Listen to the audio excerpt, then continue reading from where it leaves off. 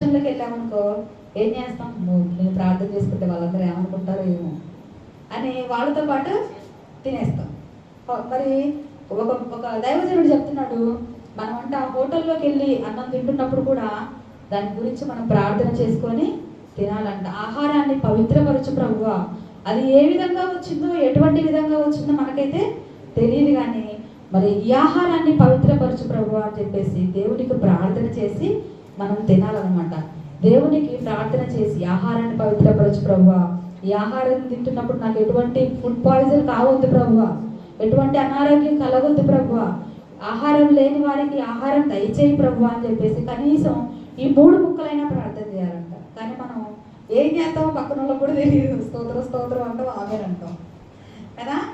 ఈ ఆహారాన్ని పవిత్రపరచు దేవా అని ప్రార్థన చేయాలి. ఈ ఆహారం ఫుడ్ పాయిజన్ కాకుండా మంచి ఆరోగ్యం కలగాలని ప్రార్థన చేయాలి.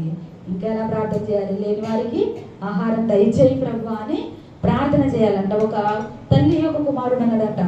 కుమారుడు మరి భోజనం చేసేటప్పుడు తల్లి చెప్తుందంట, ప్రతిరోజు ప్రార్థన చేసుకొని తిన్నాయన, దేవుడు మనకి మంచి ఆహారం ఇస్తున్నాడు. ఇట్లా ఆహారం లేక పస్తులు ఉండేవాళ్ళు చాలా మంది ఉన్నారు కాబట్టి ప్రార్థన చేసుకొని తిన్నాయన అని చెప్తుందంట తల్లి.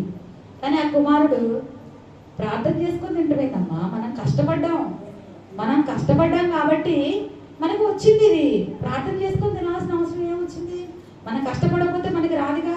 మన కష్టమే ఇది. మనం ఎవరికి మొక్కాల్సిన అవసరం లేదు, ఎవరికి థ్యాంక్స్ చెప్పాల్సిన అవసరం లేదు, ఏ దేవుడికి థ్యాంక్స్ చెప్పాల్సిన అవసరం లేదని కుమారుడు అంటున్నాడంట. మరి ఒక రోజు తల్లి ఏం చేసిందంటే మంచి ఆహారం వండి బయట ఉన్న భిక్షగాడిని పిలిచి ఆయన ముందే కూర్చోబెట్టి అన్నం పెట్టిందంట. అన్నం పెట్టేటప్పుడు చెప్పిందంట, నువ్వు నాకు అన్నం తిని థ్యాంక్స్ చెప్పొద్దు గబగబా వెళ్ళిపో అని చెప్పిందంట ఆ భిక్షగాడికి. ఆహా, మంచి ఆహారం దొరికిందని ఆ భిక్షగాడు మంచిగా తిన్నాడంట, మూడు తుడుచుకొని వెళ్ళిపోతున్నాడంట.